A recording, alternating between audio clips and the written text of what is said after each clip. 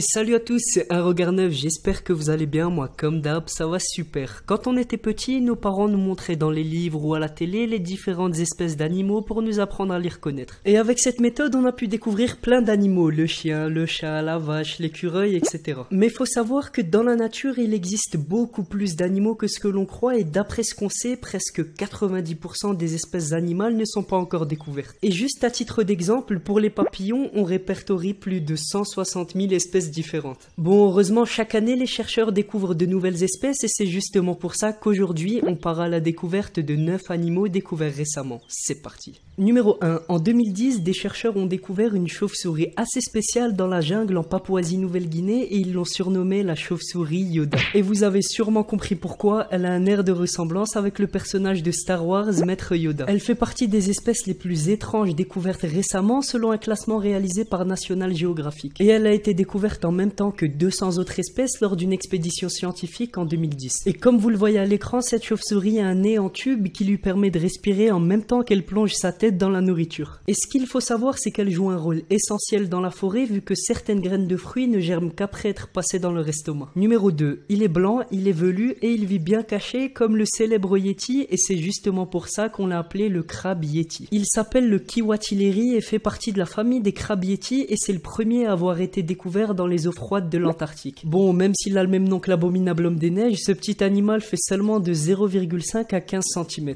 Il vit à 2400 mètres de profondeur et il peut survivre dans une eau glacée car il utilise la chaleur des cheminées thermales. Numéro 3. Le prochain animal a un surnom assez spécial vu qu'on l'appelle souvent Dumbo ou le poulpe à oreilles. Il vit dans les abysses, généralement entre 3000 et 4000 mètres de profondeur et il peut atteindre 1,50 m de long. D'ailleurs, en vérité, sa découverte date un petit peu, il a été découvert en 1990 et les scientifiques ne lui ont même pas encore donné de nom. Et le poulpe à oreilles est si adorable qu'on a même proposé le nom d'Adorabilis. Numéro 4. Le singe rhinopithèque brun est une espèce qui a été découverte très récemment et malgré ça il est déjà en voie d'extinction. Il est assez grand en taille, possède une longue queue, est végétarien et on ne le trouve que dans une seule zone dans la province de Yunnan en Chine. Numéro 5. En mai 2010, une toute petite grenouille d'environ 3 cm de long et qui possède un nez étonnant a été découverte. Elle a d'ailleurs été surnommée la grenouille Pinocchio. Son nez est long et la grenouille est capable de le lever ou de le baisser comme elle le veut. Et ce qui est fou, c'est qu'elle a été découverte par hasard lors d'une expédition dans la forêt Foggia en Indonésie. On dit même que les scientifiques n'ont même pas eu besoin de la chercher vu qu'elle s'est posée toute seule sur un sac de riz de leur campement.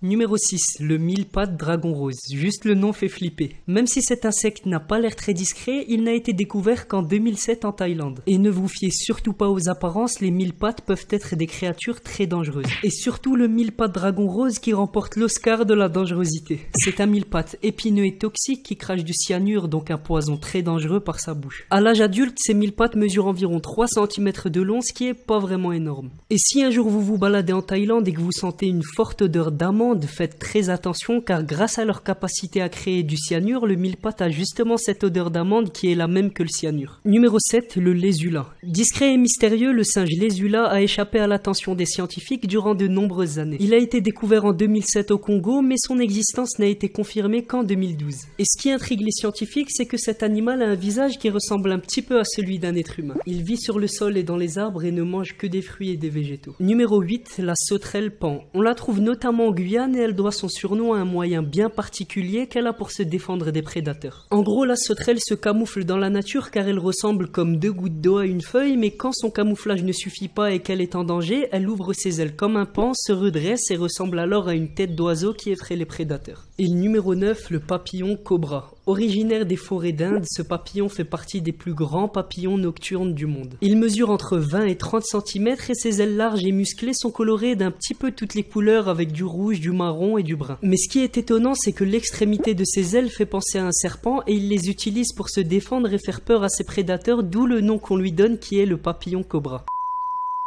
C'était tout pour moi la team Un Regard Neuf, comme d'habitude, j'espère vraiment que ça vous a plu, n'hésitez pas à me dire en commentaire lequel de ces 9 vous trouvez le plus insolite. En attendant la vidéo de demain, n'hésitez surtout pas à me rejoindre sur les réseaux sociaux, vous abonner si c'est pas déjà fait et activer la petite cloche de notification. Sur ce, portez-vous bien, à la prochaine.